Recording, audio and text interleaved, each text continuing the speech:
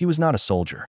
He was a teacher, a nationalist, and the man who became Nigeria's first prime minister.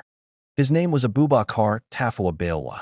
But on January 15, 1966, his story in Nigeria's took a violent turn. Nigeria had gained independence from Britain on October 1, 1960. By early 1966, the country was struggling. Political tension was rising. Election controversies, regional rivalries, and accusations of corruption had pushed the young nation into uncertainty. Then came the night. In the early hours of January 15, 1966, a group of young military officers launched Nigeria's first military coup. Among the most prominent names were Major Chukwuma Kaduna Nziagwo, Major Emmanuel Ifejuna, Major Adewale Ademoyega, Captain Ganiyu Adelik, and several other officers. Their stated aim: to remove corruption and rebuild Nigeria. But their actions would shake the country. In Kaduna, Major Nziagwo led soldiers to attack the residence of the premier of northern Nigeria, Sir Ahmadu Bello. Ahmadu Bello was killed. In Ibadan, the premier of western Nigeria, Chief Samuel Ladoke Akintola, was also killed. In Lagos, Prime Minister Tafawa Balewa became a target. Before dawn, soldiers arrived. Balewa was taken from his residence in the Federal Capital Territory of Lagos. No immediate explanation. No official statement. Just silence. Hours passed. Then days. Nigeria waited.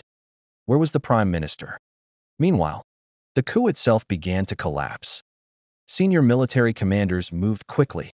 The general officer commanding the Nigerian army, Major General Johnson Agi Ironsi, resisted the plot and took control of the military.